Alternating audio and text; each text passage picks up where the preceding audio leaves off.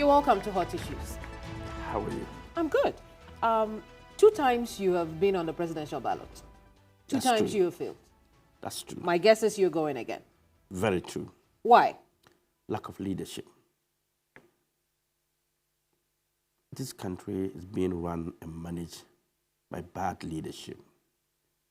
And they have reduced the presidency to nothing, rather than a corrupt institution, rather than a failed institution, rather than lack of hope for the Ghanaian youth and the people of Ghana.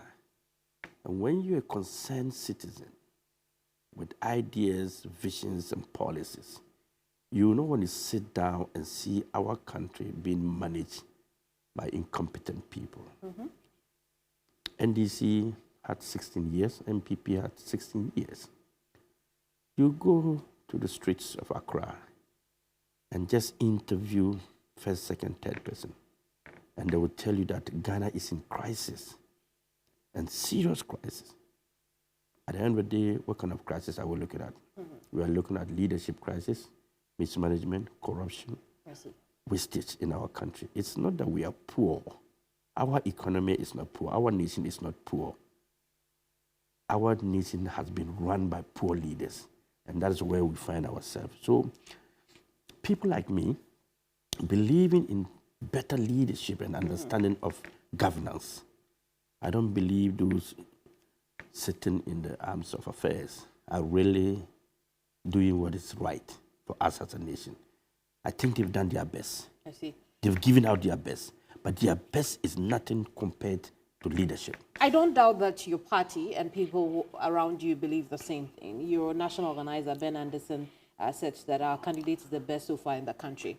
And so, majority of our party members are calling for him to be the leader of the party, and he's talking about a 2024, Congress that your party will be going to soon in March. Yes.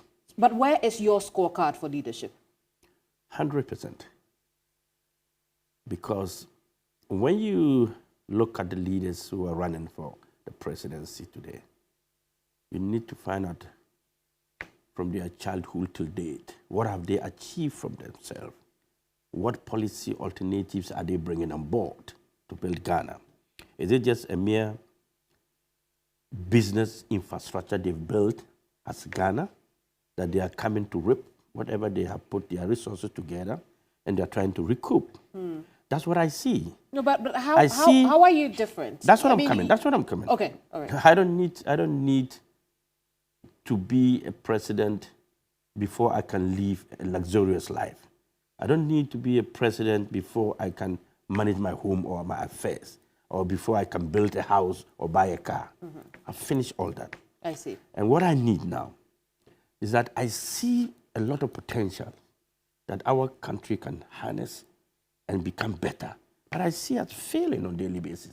I see us wasting resources that we could have used to turn this country around and make this nation one of the best in the world. We have everything that we can offer the world, yet we are so poor that we cannot feed our children 3 square meals. So as president, everyone is my child. So if I'm able to feed my family and my home perfectly, that I have excess to give out, why can't a nation like ours do the same? I see. So, the examples you're given, John Dramani Mahama of the NDC would say the same. He's achieved whatever there is to achieve in his personal life. Dr. Mahmoud Bawumia of the NPP will say the same. They both have a scorecard of leadership. We know what they are capable of doing. You, on the other hand, where is your evidence of leadership? The scorecard of leadership is that they have failed this country. That is what you see, that we have the worst performing currency in the world. We have borrowed more than any other nation. When you borrow, it's not a scorecard. I have never borrowed in my life as a businessman or as an entrepreneur, as Hassan Ayariga. I've never borrowed before.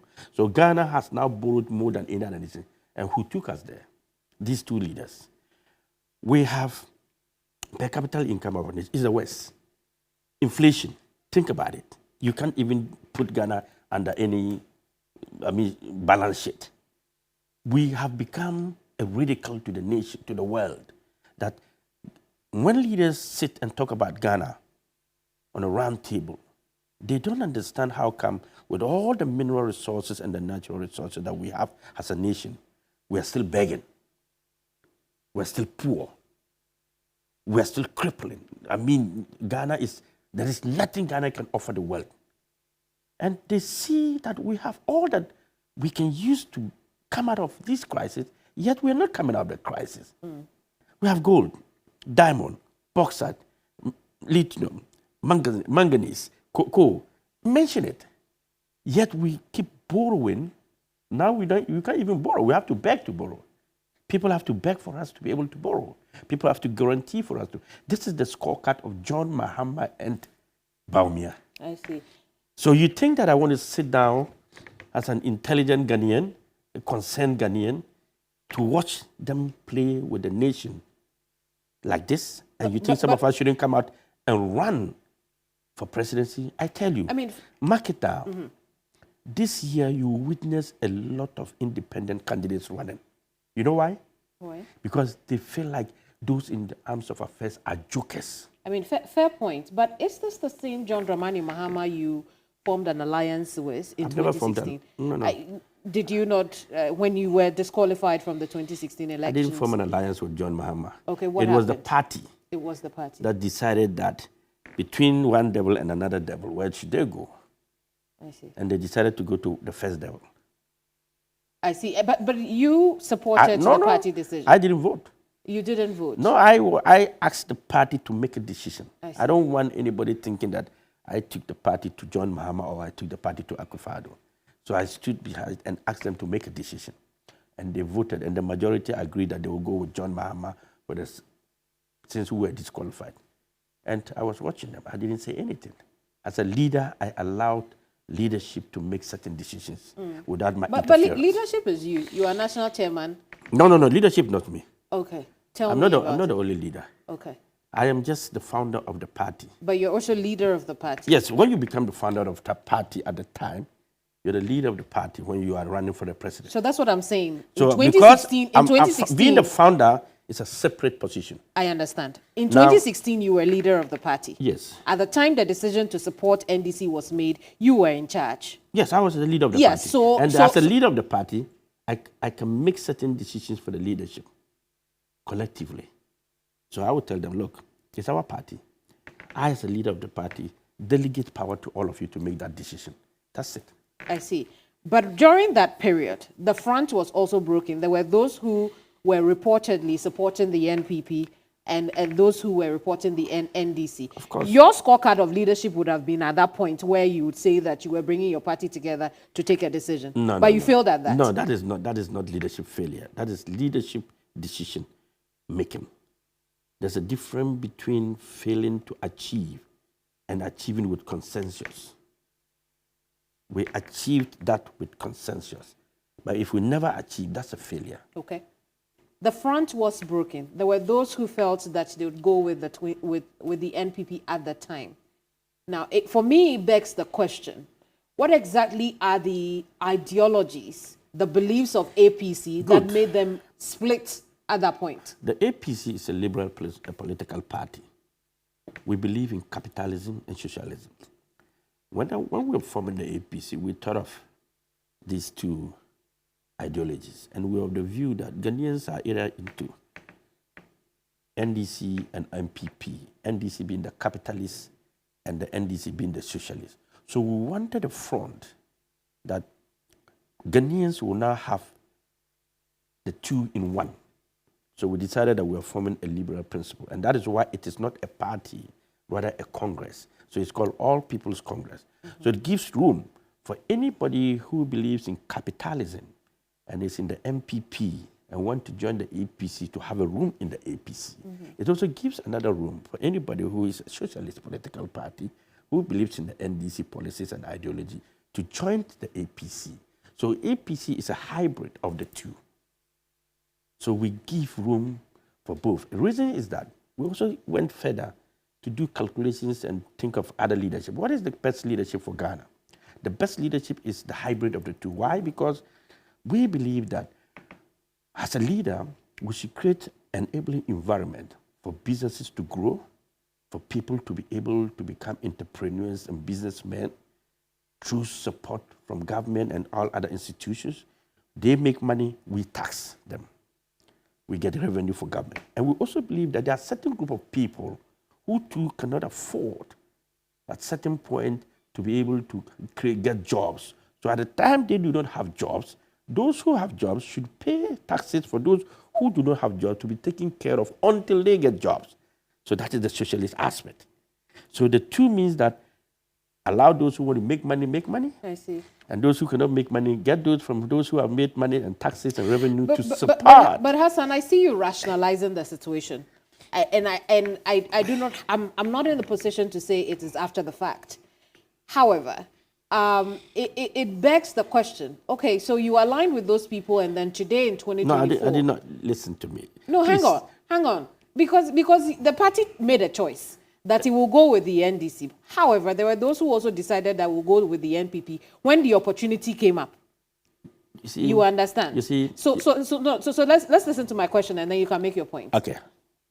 How seriously should we take the APC now? Because it would seem as though the APC comes up every 4 years, and for some political watchers, it is just one of those parties that distracts the elections. Oh, please, I will not allow you to make such kind of comment. Please withdraw this comment. This is not a comment. We don't distract any elections. Okay. Please. With all due respect, I'll plead that you withdraw this. You do not distract the elections? No. So tell me about the APC. When you say that, I have so much respect for your studio and your platform. But to say we are a party that distracts elections, I will find it unfortunate from coming from you as a leader sitting beside you. But because of my leadership skill, I will overlook at it. I see. And so schooled you. Absolutely. I'm looking forward to the schooling. School me a bit on the APC. Yes, about that. The APC is a political party that was formed in 2016 with over 275 offices across Ghana, more than NDC and NPP had ever had. When we were given the final certificate, we're the first political party to have more offices than any other party in Ghana. Did you think that one was a distraction? No.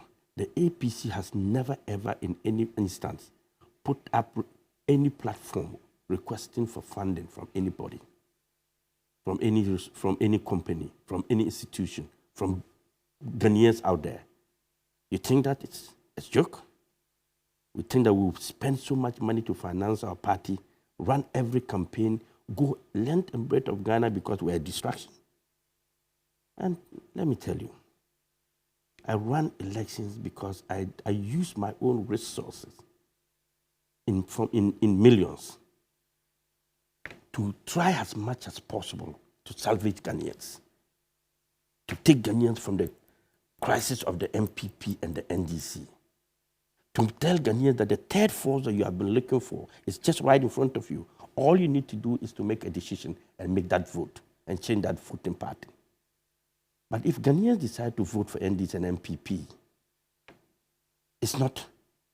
I am not the one making it. I am presenting my party. But over the years, I want you to see that there has been a serious voting apathy. Okay. Why? Because Ghanaians are getting fed up of NDC and NPP and looking for a third force. Okay. But unfortunately, and sadly, they are not seeing those of us who are giving them the best policies and best strategies in running Ghana. Unfortunately, we have the best policy that when we say, you don't listen as a media man, but when the NDC and NPP mention one of our policies, it becomes a major policy in this country. I want us to talk about the policies. I'm coming. But first, let's try and understand. I'm getting to that. I'm trying to explain so that when I said I'll school you, I want you to see something. Okay. But if you're in a rush, you know what I'm trying to say. I want to see where you're taking us to. So the party is a committed party with branches and offices across the country, with activities ongoing on its own. We do not rely on anybody for funding. We've never gone to any party or anybody. So when you say we are a distraction, what do you mean by we are a distraction? Fantastic. Why do you think that the Ghanaian people, despite the wide perception that they no longer want the duopoly of the NDC and NPP, have not made APC a choice? Why? Because, you see, the NDC and NPP over the years has turned Ghana into a business center where they have turned Ghanaian voters vulnerable, where they have to pay the money to vote. And those who take the money to vote are those who make the decision of who will become president. I am not willing and ready to become corrupt like the NDC and NPP to monetize elections. And those who do not want to take the money to vote, they are the ones who are over 7 million Ghanaians sitting somewhere and are not ready to either vote NDC and NPP. And that is why I say there's going to be a huge voting apathy. I see. So there are people like you, like many other Ghanaians who are out there who think that, look, I'm not going to take money from NDC and vote. I'm not going to take money from NPP and vote. I will either not vote for them and stay at home. And that is why we are finding it difficult to get a third party, because we have 17 million voters registered. And anytime we go to the polls, we have almost 11 million people voting. And over 6 million Ghanaian voters do not come out to vote. I see. That is the question now where the APC come in. Indeed. And we'll find out what the APC strategy is this time, because you've tried it twice already and you have failed at it. No, many political parties have tried twice and failed. But NDC, you are NDC failed twice. You are the APC. With me. And I want I'm coming. to... NDC failed twice. So don't attribute it just to APC. I want you to see the terrain. The NDC failed twice this time. The magnitude of the failure of the NDC don't worry about that. Don't worry about that. It's not the same as that of the APC. All fail be fail. All fail be fail. All fail be fail. But in the I'm coming. 2020, when you lose, you lose. Okay. It doesn't matter the But percentage. the magnitude of the loss will be different. For instance, in 2020, when you made a total of 7,100 and plus, the NDC's loss was different. It dragged in 6 million votes. We are moving forward into the 2024. And that is why I want us to talk about your strategy. NPP also lost 2 elections before they won. So you see, don't value APC based on the 2 losses. I'm not, we'll talk about that. Thank you. But you finance your own campaign. You must have a lot of money to be able to do that. Yes, I work a lot. Is it worth it? I'm a committed. Yes. How much have you see, that is the problem I have with you now. You think I'm looking to become a president for fun? You think that? Because people like us, some of us who think that we need to stand up and change the narratives and take Ghana from crisis. You don't see that. You are only happy with those who put their monies together and run a country and take everything out of the country. The NDC and NPP are businessmen. But are you. Hold on. Yes, who put their resources together to win elections and take what is in the coffers. Why should we believe that you? Because over the years, you're also investing your money. No, I'm not investing my money to take from what is in there. I'm investing my money to change what they have done. Okay. The narrative, so that you know that they are better leaders, so that Ghanaians will have future. They have sinned against this country, both parties. Sinners are supposed to be punished. But what do you people do? You reward them. Because you are looking at their platforms. You're not looking at their policies. How do you reward them? You reward them by recycling them. I see. You recycle. It's so funny that you have 2 phones. Phone number 1, I won't mention any particular name, so I'll be promoting it. So phone A and phone B. You assume that phone A is not good. You use the phone, it's not good, you put it away. You take phone B, you use it's not good, you put it away. Sadly, ignorantly, you go back and pick phone A. Who is deceiving who? The one you said it was not good, you put it away. Then you go back and take B, which is not good. And then you go back again and for the A. When the A was not working again, you go back for the B. When the B was not going to work, you go back for the A. Come on. Hassan, how much have you sunk into your campaigns in the past, on average? Oh, the last time I mentioned it and Yoko invited me and wanted to know how I got all that. And I told them, this is how I got it. And it was fine. But they didn't ask me if I'm poor. They won't ask, how come you are poor? They won't invite you and say, how come you are poor? So how much was it and how did you get it? This time around, we don't know. So what's your budget for 2024? It's a lot. I see. We're looking at 100 million. Cedis or dollars? Dollars to win the elections. Okay. To win the election, any party that will win an election in Ghana this time around will spend not less than $50 to $100 million. Okay. 1, if you're looking, we have over 30 million Ghanaians. You cannot give every Ghanaian a T-shirt. So assume that you want to give approximately 1/3 of Ghanaians T-shirt, which is, let's say, 10 million Ghanaians. And each T-shirt is about $2.50 pesos. So how much are you looking at? That's quite a lot of money. So this $100 million, all from you, from your... I'm only telling you. I'm not telling you all from me. I'm saying this is my budget. That's your budget. That's my budget. But you say you finance your campaign. To win. So if you, I mean, yeah, I think you look rich you yourself. must have a lot of money, Hassan. You look rich yourself. So how did you? What did you tell Iyoko about how you made your money? I gave them how I make my money. Okay. And there was no problem with that. I see. And they said sorry, and I said, that's okay. Would you like to make that public knowledge? No, I don't have to. You don't have to? Yeah. When we come back, you would have to talk about the strategy of the APC. That's fine. We'll do that when we come back. Don't go away. Welcome back to Hot Issues. My guest is Hassan Ayariga. He's founder and leader of the APC, most likely the candidate for the 2024 elections. Thank you for your patience. Thank you, too, for your time. What analysis has the APC done about its performance in previous elections? What have you learned, and how are you doing it better? Yes, in the previous elections, the very first one that the APC had to go was the 2016 elections, where we're hit with a lot of disqualifications and, let me say, agenda by Madame Charlotte Osei to discredit the formation of the APC and to bring the APC down. You remember, while she was EC chair, APC was the only party that got license under her leadership.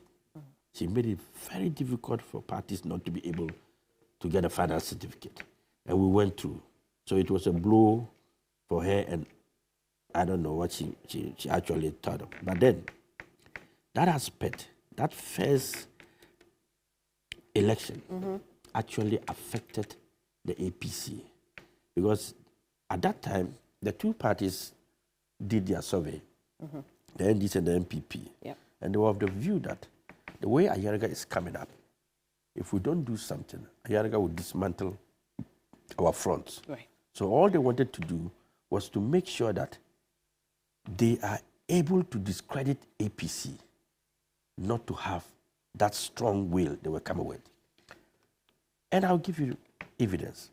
When we formed the party, many of the NDC youth at that time went along with APC. Many of them, they joined the APC. Some few of the NDC, MPP joined. When we were forming the leadership of the APC, we had many NDC young party youth who joined and became APC members.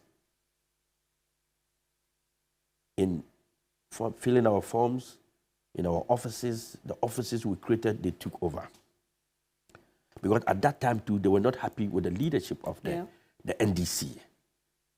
So they did a survey, the NDC did a survey, and realized that most of the APC members were from their party.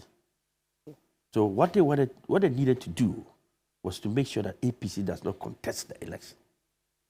What they wanted was to make sure that they disqualify the APC. If not, how come that we supported you and then you disqualify us?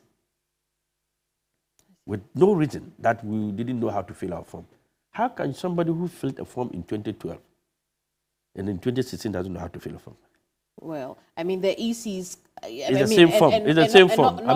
But they thought that two people who had... So we went again to court, and that two people had signed for APC and signed for PNC. Yes. And that was a reason to disqualify a presidential candidate. Right. I mean, that was the ignorance of the two persons. Right. Do you understand what I'm saying? I get where you're going with that, but you know, that relationship also fed into public perception that the APC was just pseudo NDC. No. That's you see, the reason why people believe that is the problem in 2012, when I was the leader of the PNC in 2012, and I'll tell you why. In 2012, I was the PNC presidential candidate. Indeed. And our manifesto was a socialist form of political party. Our ideology, was a socialist ideology. And the NDC is a socialist party. So if you look at Socialist Front, they almost have the same policy and same ideology defended. So when I go out on debate and I'm supposed to defend the PNC, most likely I'll be defending a lot of things of the NDC because we are a socialist front and they are also a socialist front. So people's perception was that, oh, Ayariga was doing the beat of the NDC. Right. Now that you find us in the APC, where we have both, so now sometimes MPP think that, oh, Ayariga is doing the bit of NDC. Sometimes the NDC think that Ayariga is doing the bit of the MPP. Right. Because now we find ourselves between the two. So we'll be defending policies that sometimes comes from them, that almost the same from them, and almost the same from the NDC. So that has been the front, and that has always been people's perception. Oh, Ayariga is NDC, Ayariga is. And likely to, unfortunately, two of my brothers are in the NDC. One former minister, one is now the youth organizer, deputy youth organizer, and they believe that because of our family ties, we are NDC. I'm not NDC. NDC sent me to exile. I see. But then again, it brings me to the question. That was 2016. But in 2020, when you were actually on the ballot, yes, the performance of the APC was not a winning one. It wasn't a winning one for any party at all because in 2020, you remember 2019, COVID-19 that came, and most of the parties did not have to campaign, and most parties like NDC and NPP had platforms like yours, TV stations like yours, because most of them owned these TV stations. So they had enough time to campaign on the media platforms. Is that really the case, or is it a matter of the APC's own popularity? No. The APC has done very little to build its popularity amongst the voters. Look, today, let's talk about today. Which party is the most popular party when you go when you go on the street? Which party do you see? You tell me. I ask you. Before I came here, from my house to here, I counted 500 billboards of APC. What do you think it is? How many parties can do that? Is the NDC doing it? Is the NPP doing it? You think they can sponsor that? I can't answer that. Okay, question, I'm coming. So I'm not telling you the visibility. You asked about popularity, and I'm taking you to another step in 2024. That the APC is visible in every corner of Ghana, than even the NDC and the MPP. We are working towards improving the party and making the party the best for 2024. I see. So let's talk about the strategy of the APC going into 2024. Good. It's very simple. We have created volunteers platform where people will voluntarily support the APC and campaign the APC at their various constituencies, polling stations, and where they find them. We have created sympathizers platforms. We are not asking anybody to donate or give us anything. All we are saying is that once you want to be a member of the APC, it is not a ceremonial occasion for you to say that I want to be APC member. So for that matter, we should come and baptize you. No. Once you agree you're an APC member, you have become a member. Let's look, a bit more at the performance of the APC and the strategy of 2024. Yeah. To kickstart your activities is your Congress on March 8th. March 8th. And then we have, on March 8th, we're going to have the Congress. Yes. And March 9th, that's a Saturday, we're going to have the biggest walk ever in Ghana. Okay. The biggest float ever in Ghana. And this is an awareness walk. Yes, and this is going to be in Kumasi, Ashanti region. We're going to have 4 walks before the election. Oh, I see. The first walk and float is going to be in Ashanti region, where we'll do the Congress. The second one will be in Northern region, where we'll launch the campaign. The third one will be in Western region, where we launch the manifesto. And the last one will be in Upper East, my hometown, where we end up with the campaign. I see. And from the way you speak, it means that you are an unopposed candidate as far as the presidential contest is concerned. You had our national organizer when he issued a statement. You had our general secretary and the party.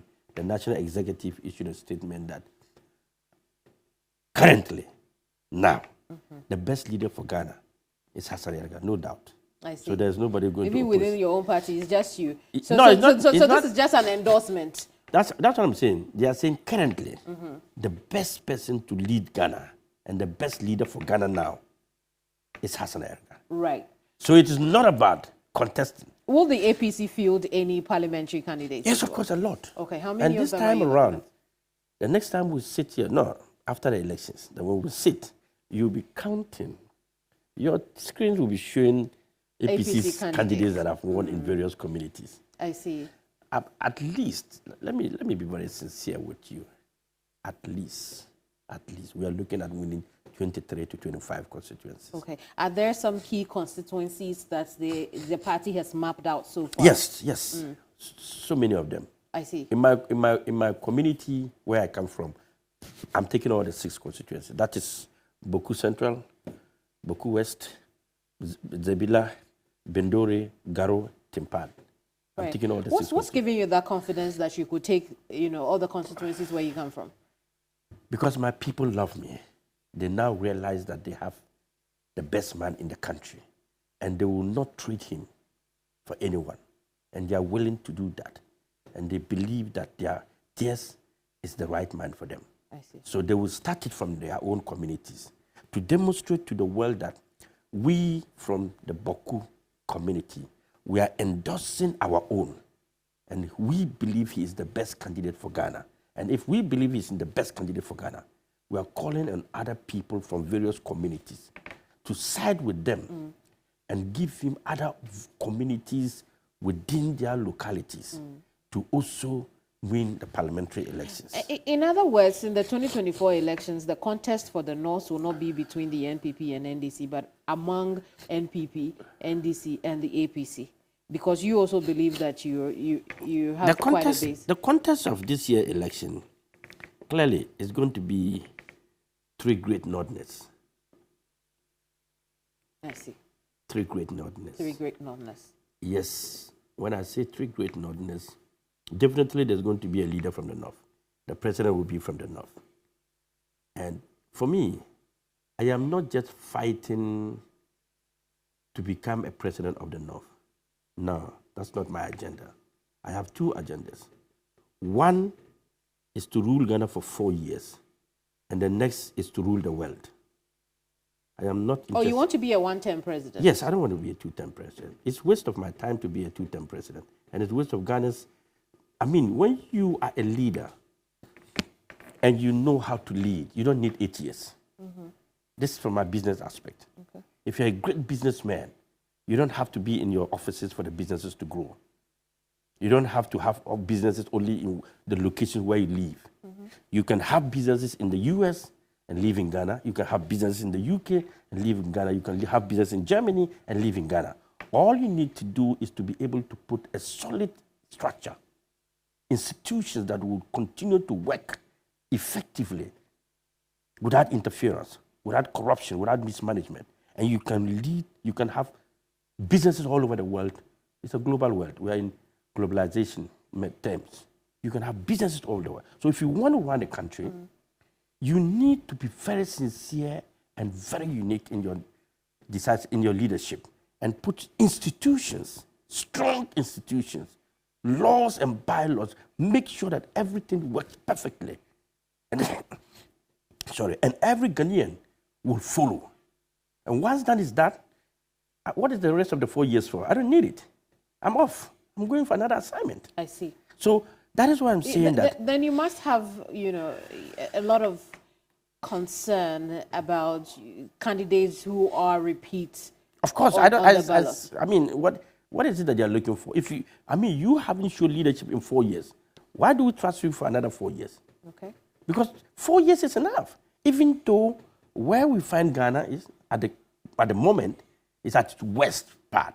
But I am confident within the 4 years, every Ghanaian will see tremendous change in their lives, in their communities, in their environment, in their schools, and every part of Ghana. It is a policy. Let's talk about the policies that will lead We'll you do to that. Good. First of all, we need to let Ghanaians change their mentality and their attitude. We have a problem of attitude. So we need attitudinal change. So first of all, we must let the Ghanaian know that in everything we do, Ghana first, or the Ghanaian first. In everything, every aspect of Ghana, once we're in this country, Ghanaian comes first and Ghana comes first before anybody. So the issue of foreigners having our mineral resources, our natural resources, taking over everything, under my leadership, that will be the thing of the past. Because this country is for Ghanaians. I'm not being a Nazi, but nations must protect their citizens and build their own. We cannot sit down for other nations to be building their own, and then we again in our own, the same people have come and been, and they are over us. We don't do that. So first, every Ghanaian, you must make every Ghanaian understand that, look, in every aspect, your citizen comes first. Today, if a Ghanaian wants appointment at the Flagstaff House and a foreigner wants appointment at the Flagstaff House, the foreigner will get appointment to meet the president and the Ghanaian. If a Ghanaian wants a loan from the bank and walk in, and a foreign business company works in, he will get the loan before the Ghanaian. So you see, we have deserted each other and one another. And this mentality must change for me to be able to manage everybody and run. Secondly, we will need to have a national data system. That's my second policy, a national data system. A national data system, not the Ghana card. I was going to ask you, isn't the Ghana card doing that? The Ghana card is a useless entity. It's a useless, it's a waste of our money. When we talk of data system... But it's collecting data and centralizing it. No, it's not centralizing anything. I'm coming to it. With a national data system, that's the name, right? KEM. Sorry, my dear, KEM. You as KEM will have 1, the facial recognition, 2, your fingerprint, 3, your data, that is from your date of birth, all that, 5, your blood sample, 6, your accounts, we need to have your accounts, 7, your car number plate and all the vehicles you have, your property will be captured. All information about you will be captured, where you work, whether you are a worker or not, your blood group, everything about you will have a data. Much like the social security system. More than that, we'll go further. Because I'm going to, when you want to have this institution I'm talking about, you will need to have all this information to be able to build those institutions I'm talking about. So that nobody, you have check and balances all the time. You are policing the country. Right. There's a lot to talk about. Indeed, there is, and we look forward to that manifesto launch. But based on what you have told us so far, I haven't heard anything about the alliance that you intend to form with the smaller parties. Have you changed your mind about that? I haven't. I've been trying this for some time now. Not just the alliance, 2 things. I've been talking about the alliance with the minority parties. I've had meetings with them and I've told them, look, for me, what is important to me is people who are committed in building Ghana. I won't be running president if the NDC and NPP were doing the best, like people are doing in Germany. I lived in Germany. I grew up in Germany. So I know what it takes to build a strong economy. And I know when an economy is booming. I know when an economy is good and when an economy is bad. I don't see it in my country. I've wasted years in Europe working and making money. But I come home, the environment that I got, the opportunity that I got that I am who I am today is that environment I got from Europe. And this kind of environment is what I want to create for my people to also be better than me. Because you have to train your child to be better than you. You cannot give birth to children who you are better. So the alliance was like this. I'm not interested in becoming president if we get the best leaders. So let's form an alliance. Ghanaians now realize that the NDC and NPP are not the best option for us. So I drafted the framework and I shared it with them. The framework is this: 10 political parties to go to Congress and elect 10 presidential candidates of their own. So APC will elect 1, PNC, CPP, all of them will elect their candidates. Then they will bring all these 10 candidates. Now we will now form the alliance using these 10 presidential candidates. 1 every party will keep his party and his name and its logo. We're not dissolving your party. Your party becomes part of it. But first and foremost, we'll give every political party 1,000 votes to represent the alliance membership. So every party will get 1,000 platform, 1,000 voter register. I see. To bring. Then we now think this. It sounds like an elaborate plan. Yes, very. I'm coming. Let me explain, because people are watching us and people want to know why is it not happening, and I will tell them why it's not happening. So all these 10 parties will now go into a congress with each party representing 1,000 of its membership. So that will be 10,000. So the 10,000 will now vote in to elect one candidate among the 10 parties. Candidate.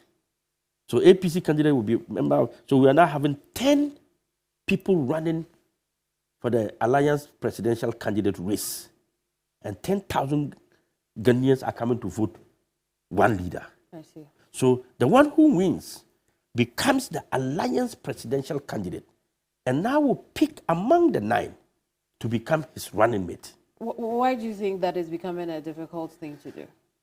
The parties are in crisis. Okay. Some of them have leadership crisis. They are fighting among themselves. They can't come to a consensus. Some of them are not active. Some of them are just there. It's likely not to happen before yeah, the so election. I've been pushing and pushing and pushing. Then I said this. Now the second option was to say this. I called them from a meeting and I said, let's write a letter to the president. Because he is a president who is now moving out of office. One thing he can do for us is to be able to use his executive instrument to make it happen. What was that? That the next election, this election that we are going into, there won't be second round. We are going to cancel second round option. This is my proposal again. Right. There shouldn't be a second round even when we go and don't get 50+1 for any party. Now we should begin to form what we call inclusive governance to form a government. So when we go for the election and Hassan Ayariga, that will need constitutional change. That's what I'm saying. We should write him here. So it can't happen before the elections. I mean, how long does it take? We can do that. We did that for the assembly elections and by election and all that. So have you written to the president yet? We were supposed to do as a party, and all of them were running away from it. Okay. So, but let me explain to the end so that Ghanaians will know what I'm talking Quickly. about. So, what we do is that we write to the president, we say, no more wasting of our resources. When we go first round, parties that are emerges, we become the first and second party, let's say APC and another party. These 2 parties will now look for the other political parties to be able to constitute 50+1 vote. Right. So APC gets, let's say, 30 votes. Let's say NDC gets 30 votes. Let's say NPP gets 20. And I need a minimum of 20% to win. The NDC needs a minimum of. So now, I either have to negotiate with the NPP to form the 50 and look for another party that has 1% and form the 50+1. Or the NDC has to negotiate with the NPP to get their 20% or the vice versa. So we don't waste time, we don't waste resources, we don't waste, we have inclusive leadership now. And the issue of corruption will be the thing of the past. The issue of that this party is a small party will not be anymore. So you have inclusive governance. I wonder how you're drawing those conclusions. But when we come back, we'll talk a bit more about happenings in the country. Don't go away. Welcome back. This is still Hot Issues. My guest today is founder and leader of the APC. He's also most likely to be the 2024 presidential candidate for the party, barring any last-minute changes. Thank you so much for your patience. Thank you too. I want us to look at some, events that have taken place in this country. You've talked a lot about the state of the economy and how things are bad. On the other hand, we also see the president and the executive make changes and make moves to recovery, particularly of this economy. I wonder why you did that. Me? Yeah, you seem unhappy that they are making changes. Why? I mean, there is nothing that, if you have a bunch of incompetent leaders, when they keep recycling themselves, you don't get anything new. It's going to be the same. Yeah, but it's If you much more. recycle rubber, it's going to be rubber. If you recycle plastic, it's going to be plastic. If you recycle metal, you're going to get metal. What we need now is not a recycling of MPP or reshuffling of MPP leadership. What we need now is decisive leadership from both parties. At this level where we have how many months to go? 9 months, and the president is changing the finance minister. When people were calling for the finance minister to be changed, you didn't change him. You changed him when you wanted. When you think that you have, you including the finance minister have no importance to us anymore. How many months do you have? It's an election year. They have reshuffled themselves to get out of the mess and shift the mess to somebody so that by the end of the year, they'll be complaining that this is the person who messed up the country. So their name will be off the hook. Your name cannot be off the hook for 7 years, 4 months. And you think that the rest of the month somebody. What is it that they have achieved? Now they are telling us that they are incompetent because their vice president, who currently is now their candidate, had a lecture. And in the lecture, he actually endorsed that we have been complaining that this country is a mess. And he said he was not part of the mess. Well, but much more than that. And that when he comes, he is going to give us new policies. And his policy alternative was that he's going to scrap taxes on betting, taxes on emissions and other things, and that is a policy. Can you imagine that you imposed a policy, a tax component on us, and after you are telling us that you are scrapping it, and that is a policy. Meanwhile, you are the head of the economic management team that sat down and made those policies and made those alternatives. And He's talking about the fact that it's an advisory. He's talking about the advisory. The EMT, I did not hear that when President Akufo-Addo was campaigning in 2016, when he told us, I remember very well, vividly, when President Akufo-Addo said that the Vice President of the Republic of Ghana is the best economist in the world. And he is presenting Mahmoud Bawumia to take over the country. And he touted him to the extent that they call him Adam Smith of the Wale Adam Smith. And he, the vice president, was given a platform. He stood on the platform, mentioned the names of the economic management team. Alan Chirmante, today is out. Osofa Manfo, today is sleeping. What's the name? What are these names? And at the end of the day, you know what he said? What a solid team. And was asking his opponent, the NDC, to show them one of their management team. Today, he's telling us he's an advisory body. After messing up the economy, do you know what I see? I see a betrayed vice president to his president. I see a betrayal. But much more than that. I see a betrayal in him against his own party. I don't think the NPP sees it that way. But if they don't, I'm opening their eyes to see. I'm opening their eyes to see that this is a betrayal in the highest order. Much more than that. Because he should have been defending his own policies and defending his party. But he has actually confirmed and endorsed our cry every day that this country is in crisis, this country is messed up, this country is corrupt and all that.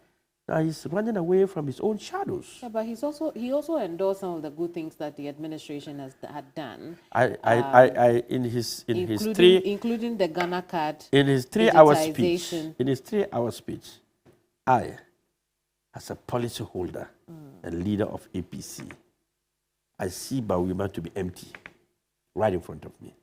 And I cannot figure out any policy in all his 3 hours presentation dancing like a DJ. Right. He wants to. I didn't see it. You tell me one. He wants to. And I'll demystify it. Improve the digitalization process. You see, that is already begun. That is the shallow mind of the vice president. My vice president doesn't even understand digitalization is not a policy. That digitalization is just an improvement in technological items. He should be talking. I would school him a bit when I get him on platforms like debate. He should know that as a government, what you need to do is e-governance. E-governance is what he should be talking about and not digitalization. What? Digitalization It's a minute aspect of what e-governance is all about. And that we have it in our manifesto when we spoke about e-governance. So for me, digitalization is an issue where you move from analog to a digital form, which is happening all over. To be fair to the I'm coming. Vice President. Which is hang on. Since you're making the point about e-governance, to be fair to the Vice President, he also spoke about e-governance and what has been achieved so far. In fact, he talked about Ghana's ranking over Rwanda, when it came to e-governance. You must have heard it. Well, I did hear him, but if you said that, because at a point in time, I decided not to listen to him because it was a waste of my... Well, then, so he spoke about it was a waste of my energy and so time. I'm coming. So it defeats the point you're making. Because he's spoken about e-governance. He's particularly about digitalization. And he has reduced his position as a candidate to ridicule when strong and competent leaders from the world listen to him. They will, if me, a Ghanaian leader, will walk away from his speech, how much more Americans, Europeans who have, who don't even, who listen to him and say, who is this joke? As a vice president. I'm being honest with you. This country, we are doomed. Until Hassan Ayariga comes on. We are doomed. I'm being honest. And look, my first year of leadership, it's not going to be easy. It's not going to be easy. Some people will go to hell for others to go to heaven.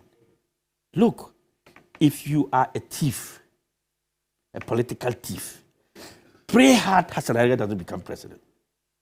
What would you do? If you are corrupt, pray hard Hassan Ayariga doesn't become president. If you have mismanaged our country, pray hard Hassan Ayariga doesn't become president. Because when I become president, to God and man, a lot of things will happen.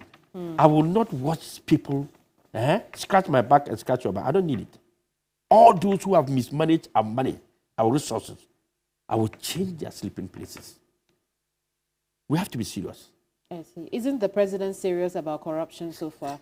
We have the office of the OSP. When the president and the NPP was taking my policy of the office of the special prosecutor, they didn't copy it well. They copied and pasted without reading.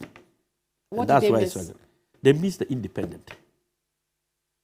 They missed the independent special prosecutor and picked the special prosecutor, SPO. You see? Right, explain that to me. Good. Now, the office of the special prosecutor works under the office of the Attorney General. That makes him a subsection of the office of Attorney General. Okay. So he cannot, he doesn't have, he's not autonomous. He does not have the authority to be able to pursue certain cases on his own and effectively deliver. That's what Kisei Jabe's office does. No, that they prosecute cases on their own. No, under the they office. Investigate cases on their own. You must not have heard him talk about it. Listen to me. He has a boss. His boss is the office of the Attorney General. Under mine, he doesn't have a boss. He becomes independent and autonomous. And he runs as an individual, as a different, separate entity, separate office on its own. So he can even prosecute the office of the president. But now, he gets all his details and prosecutions and takes from the office of his senior office. I'm surprised what you say because you don't understand it. That's why you're surprised. Yes, because you don't understand the two offices. The special I drafted my office. But your draft isn't what we are using. And they are using the wrong one. That is why we are struggling. How do you know it's the wrong one? Because I know what it is. That's the draft they came up with, took it to Parliament, had the law passed, and now we have but that's not why it's not working. Since the formation of the office, who have they prosecuted? I see. Finally, no, I want to know, who have they prosecuted? They have prosecuted people. If you are talking about conviction, that's a different issue.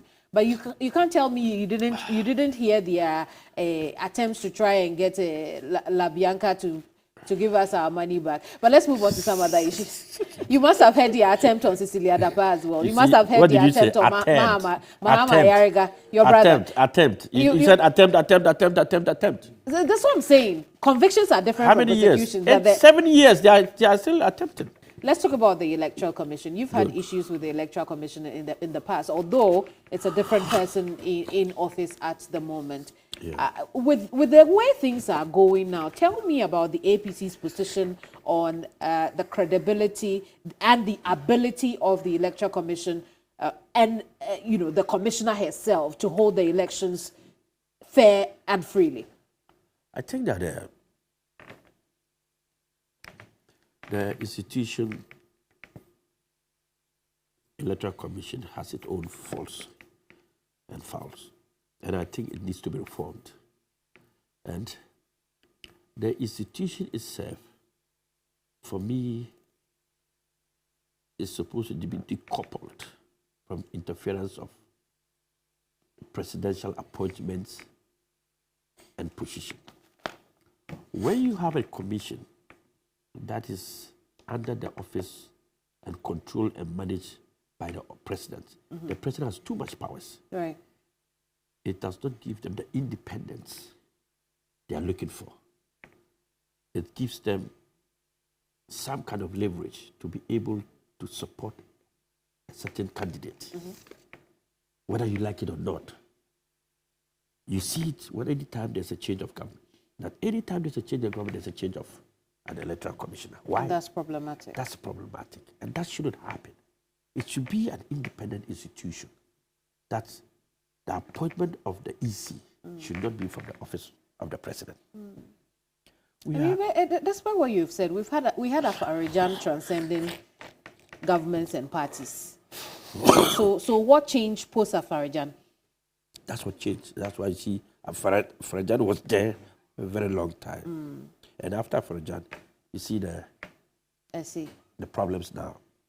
Believe me or not, if Hassan Ayariga should win power after 2024, believe me, I will reduce the powers of the president.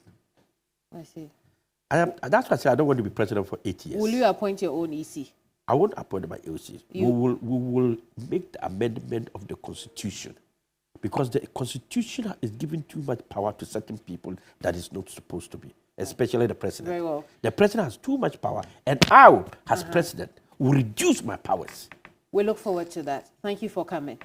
Hassan Ayariga is leader and founder of the APC. He is also the presidential candidate of the party into the 2024 elections. We've had a very enthralling conversation, one that I hope you see again on our YouTube channel. I'm Kemini Amano, and this has been Hot Issues. Bye-bye.